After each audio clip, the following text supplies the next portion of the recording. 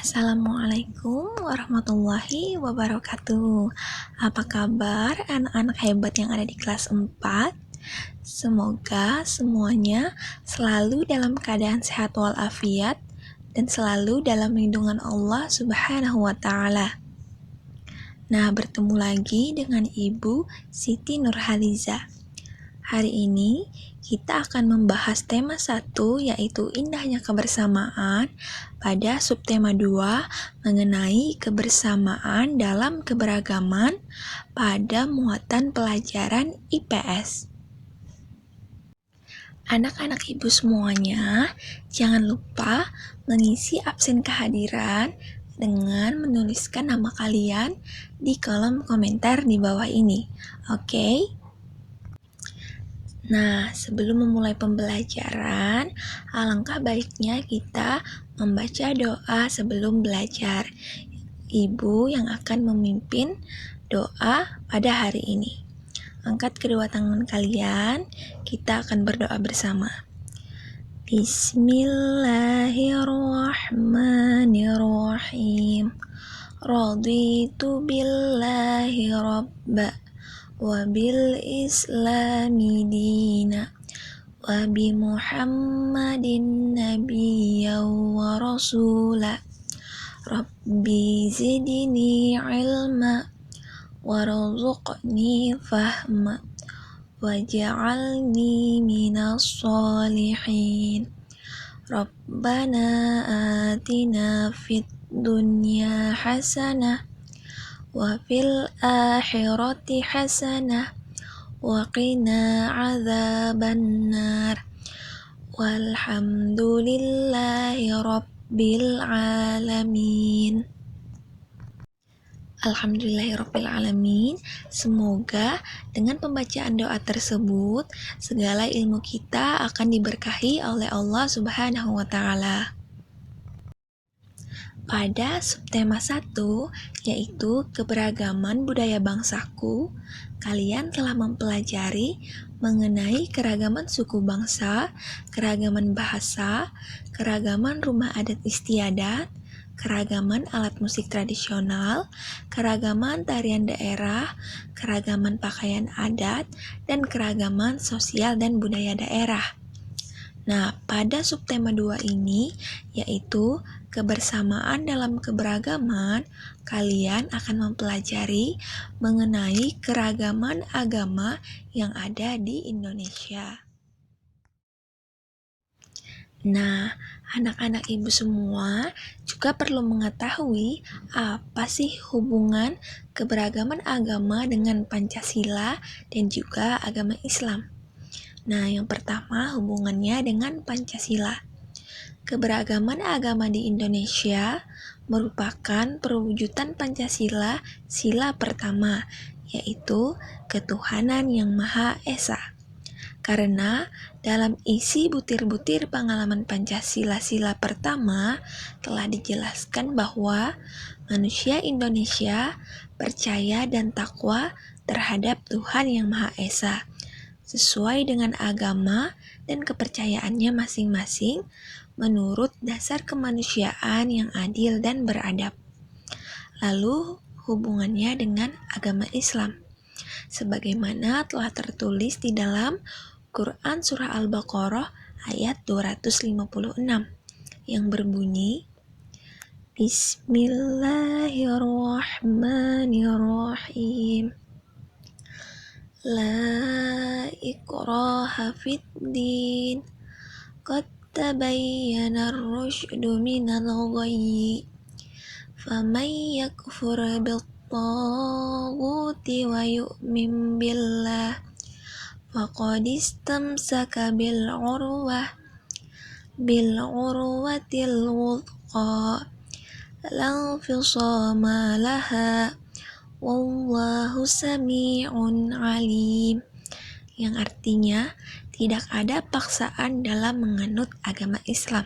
Sesungguhnya telah jelas perbedaan antara jalan yang benar dengan jalan yang sesat.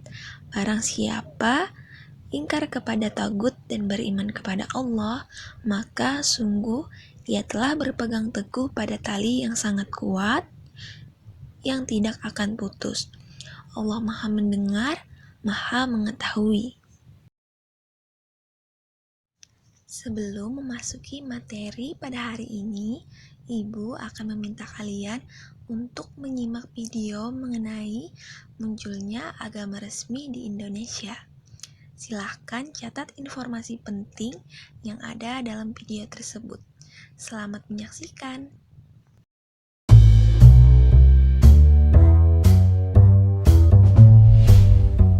Nggak cuma beras dan daging sapi, ada barang dan hal lain yang diekspor dari negara lain ke Indonesia, yang begitu melekat di kita dan jarang kita sadarin.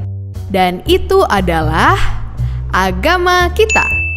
Sebagian kepercayaan yang kita anut ini masuk secara berkala di rentang sejarah Indonesia. Agama Hindu dan Buddha dibawa sama orang India. Agama Islam disebarkan oleh orang Gujarat dan Persia. Agama Kristen Protestan dan Katolik nyusul bareng orang Portugis dan Belanda. Dan orang Tiongkok pun ikut ngebawa Konghucu ke Nusantara. Tapi kalau dipikir, di sejarah panjang Indonesia pasti ada aja agama lain yang datang maupun tumbuh sendiri. Lalu, kemana perginya agama-agama itu? Kenapa agama resmi di Indonesia cuma ada 6? Singkatnya, ide tentang 6 agama resmi di Indonesia ini dulu datang waktu zaman Bung Karno. Alasannya, karena ke-6 agama inilah yang jumlah penganutnya bisa dibilang paling besar di negara kita. Padahal sebenarnya sejak dulu kepercayaan itu macam-macam sampai akhirnya sekarang ada 187 agama lokal di Indonesia. Sungguh sangat banyak. Bedanya, mereka lebih ngebentuk kelompok-kelompok kecil dan di sisi lain juga ditekan sama keadaan politik yang hasilnya penganutnya pun gak sebanyak 6 agama resmi yang ada sekarang. Tapi kalau begitu, sekarang gimana nasib 12 juta orang penganut agama-agama lokal tadi? Singkatnya, sejarah mereka itu kelam. Bayangin gini, ada suatu masa di negeri kita waktu orang-orang dengan kepercayaan yang berbeda dipaksa untuk milih agama resmi yang ada. Meski agama mereka nggak ada di pilihan, mau nggak mau mereka harus memilih. Karena kalau enggak, mereka bakal dituduh ateis, bahkan komunis, yang bikin mereka susah dapat kerja dan dikucilkan dari masyarakat. Di era ini pula, diskriminasi terjadi kepada masyarakat etnis Tionghoa yang membuat agama Konghucu sempat enggak diakui. Untungnya, sekarang keadaan udah berubah. Seenggaknya, para penganut agama lokal ini udah bisa ngeliat setitik harapan di balik langit yang selama ini mendung. Ya, karena sekarang pemerintah udah bisa nyantumin keterangan lain atau dalam tanda kutip agama ketujuh di kolom agama kartu identitas mereka. Tapi pengakuan kepercayaan ini belum betul-betul ngangkat agama lokal jadi setara dengan 6 agama tadi.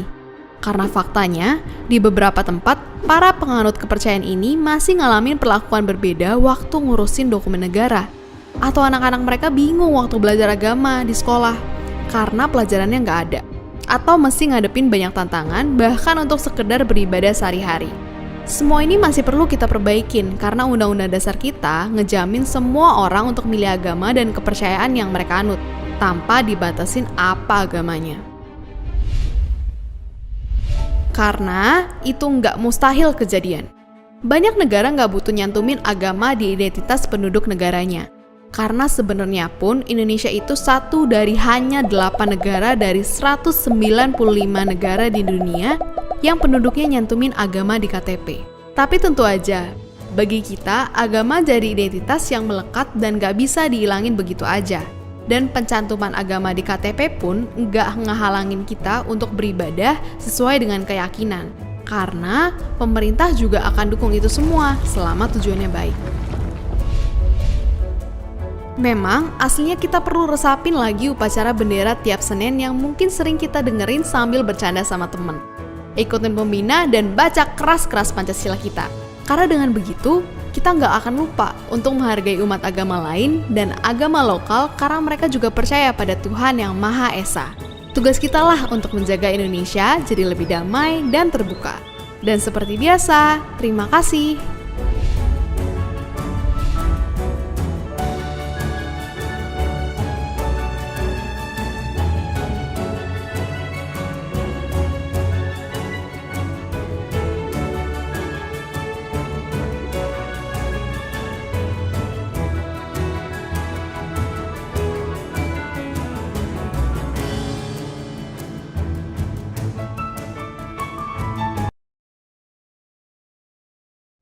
Sekarang kita akan memasuki materi pembelajaran kita, yaitu mengenai keberagaman agama di Indonesia.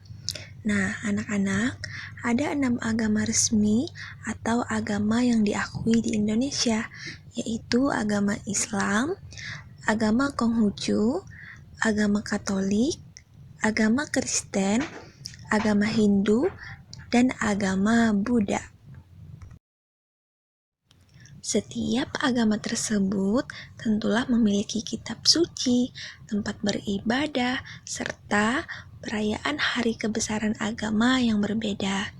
Nah, sekarang kita akan mempelajari kitab suci, tempat beribadah, serta perayaan hari kebesaran dari masing-masing agama tersebut. Yang pertama adalah agama Islam.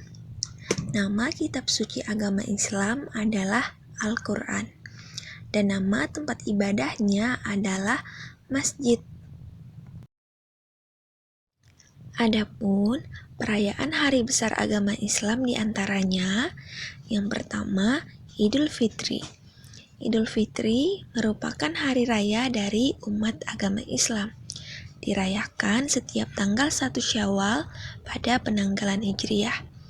Idul Fitri diawali dengan puasa 1 bulan penuh di bulan Ramadan. Pada saat Idul Fitri, umat Islam akan mengunjungi sanak saudara untuk bermaaf-maafan. Yang kedua, Idul Adha. Idul Adha merupakan hari raya yang identik dengan penyembelihan. Dirayakan setiap tanggal 10 Zulhijjah sampai dengan 13 Zulhijjah atau yang kita kenal dengan hari Tasyrik. Idul Adha adalah hari untuk memperingati peristiwa kurban. Yang ketiga adalah peringatan Tahun Baru Hijriah. Peringatan Tahun Baru Hijriah merupakan salah satu agenda penting dengan beragam sejarah di dalamnya. Diperingati setiap tanggal 1 Muharram pada kalender Hijriah. Peringatan Tahun Baru Hijriah merupakan peringatan hijrah Nabi Muhammad SAW dan pengikutnya bermigrasi dari Mekah ke Madinah pada tahun 622 Masehi. Kegiatan yang biasa dilakukan adalah pawai. Yang keempat, peringatan Maulid Nabi Muhammad SAW. Maulid Nabi adalah peringatan hari kelahiran Nabi Muhammad SAW pada tanggal 12 Rabiul Awal pada kalender Hijriah. Kegiatannya adalah membaca sholawat dan mempelajari kisah-kisah teladan Nabi Muhammad SAW. Yang kelima, peringatan Isra Mi'raj.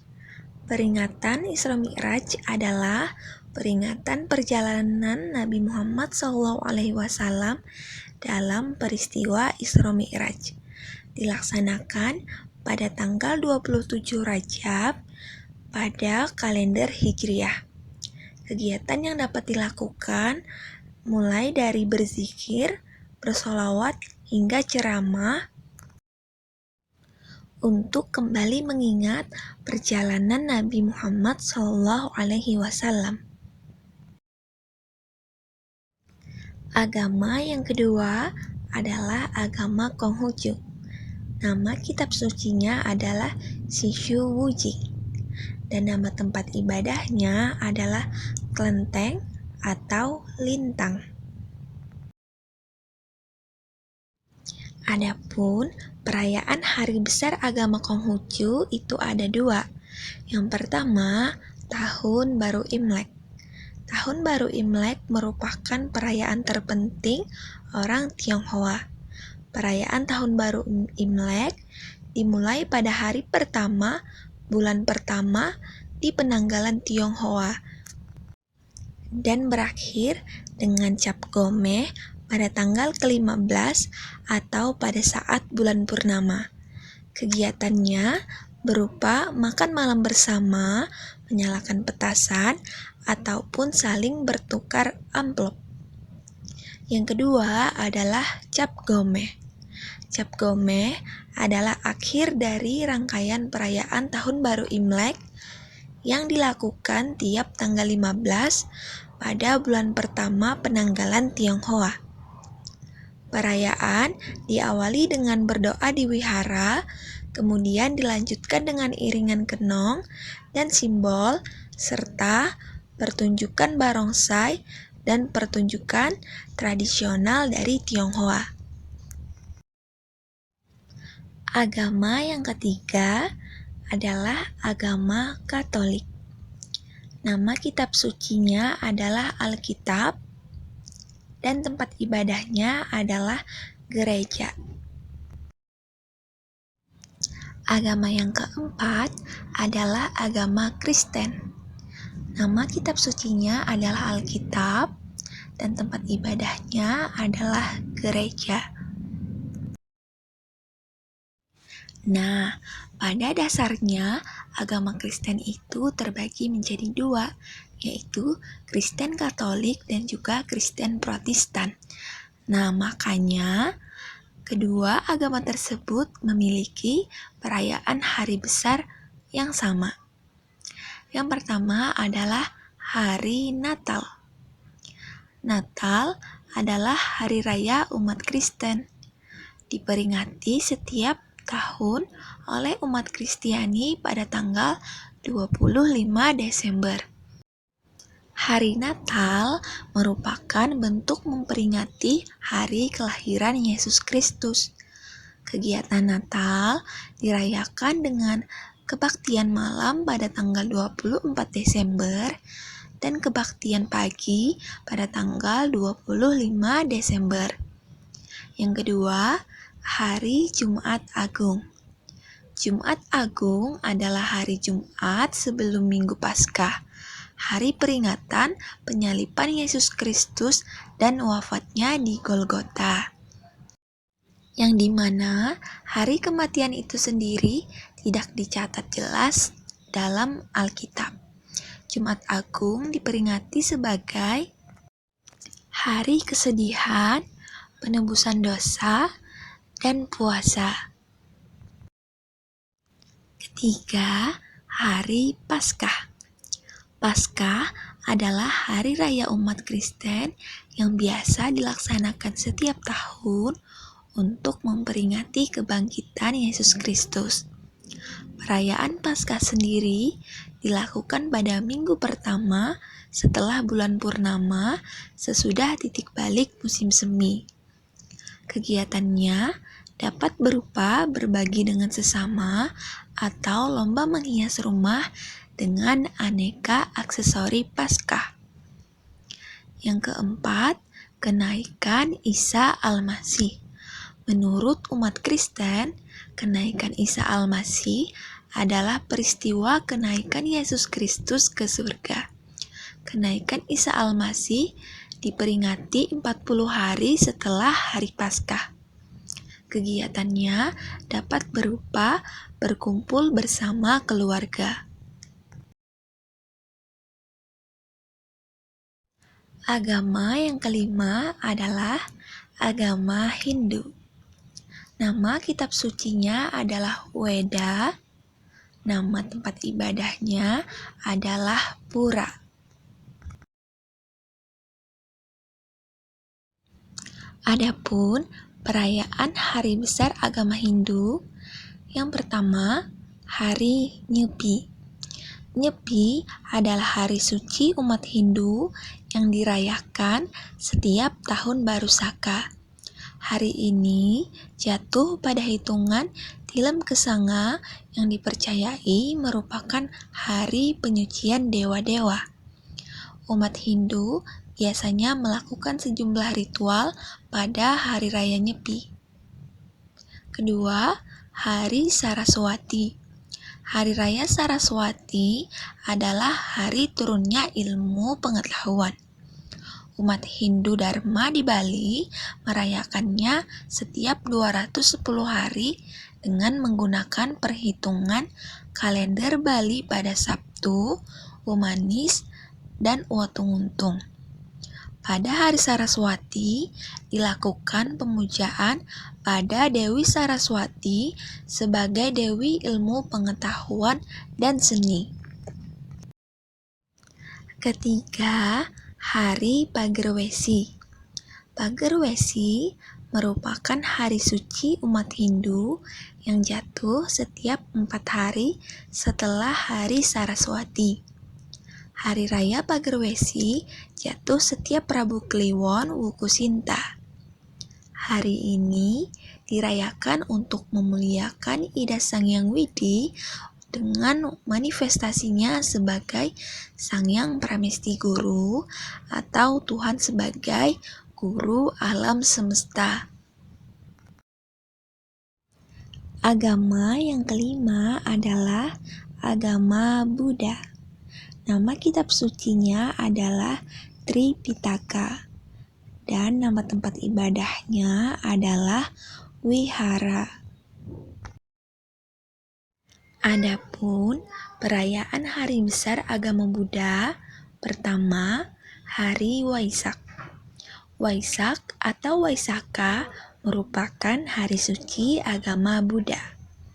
Dirayakan dalam bulan Mei pada waktu terang bulan atau purnama sidi.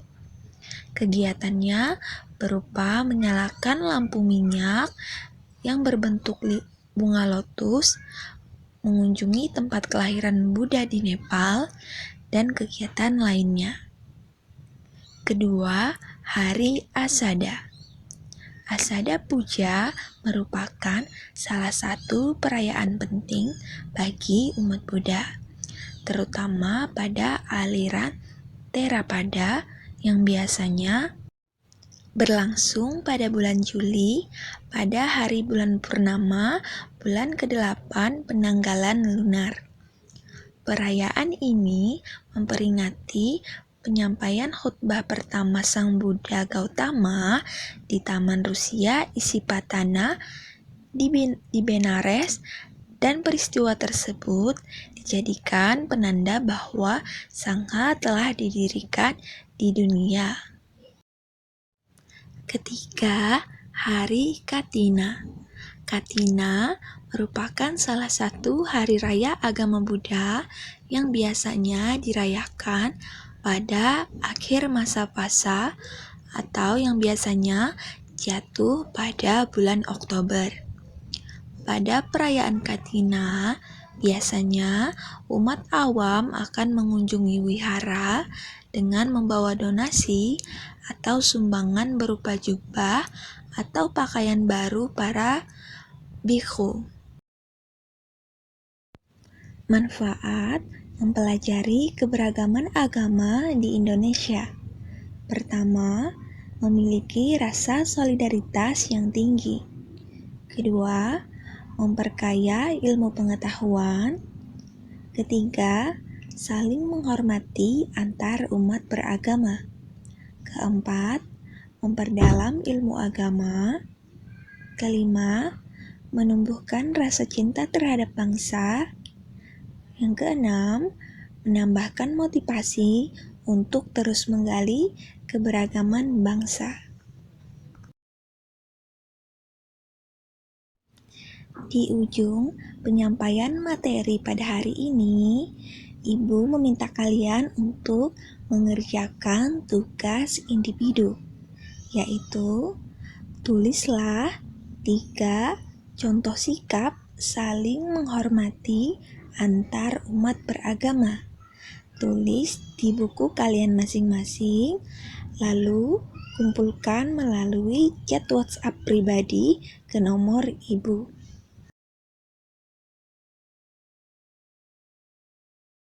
Sebelum menutup pelajaran pada hari ini, Ibu akan menyampaikan kesimpulan mengenai keberagaman agama di Indonesia. Yang pertama, agama Islam. Kitabnya adalah Al-Quran. Tempat ibadahnya adalah masjid. Hari besar keagamaannya yaitu Idul Fitri, Idul Adha, Tahun Baru Hijriah, Maulid Nabi, dan Isra Mi'raj. Yang kedua, agama Konghucu. Kitabnya adalah Shishu Wujing, tempat ibadahnya kelenteng atau lintang, hari besar keagamaan yaitu Tahun Baru Imlek dan Cap Gomeh. Ketiga, agama Katolik. Kitabnya adalah Alkitab, tempat ibadah, gereja, hari besar keagamaan, hari Natal, hari Jumat Agung, hari Paskah, dan hari kenaikan Isa Al-Masih. Keempat, agama Kristen. Kitabnya adalah Alkitab, tempat ibadahnya gereja, hari besar keagamaan, hari Natal, hari Jumat Agung, hari Paskah, dan hari kenaikan Isa Al-Masih. Selanjutnya, agama Hindu. Nama kitabnya adalah Weda, tempat ibadahnya Pura, hari besar keagamaan yaitu hari Nyepi, hari Saraswati, dan hari Pagerwesi. Dan yang terakhir adalah agama Buddha. Nama kitabnya adalah Tripitaka, tempat ibadah wihara, hari besar keagamaan yaitu hari Waisak, hari Asada, dan hari Katina. Adapun manfaat dari mempelajari keberagaman agama di Indonesia yaitu yang pertama, memiliki rasa solidaritas yang tinggi. Kedua, memperkaya ilmu pengetahuan. Ketiga, saling menghormati antar umat beragama. Keempat, memperdalam ilmu agama. Kelima, menumbuhkan rasa cinta terhadap bangsa. Dan yang keenam, menambahkan motivasi untuk terus menggali keberagaman bangsa.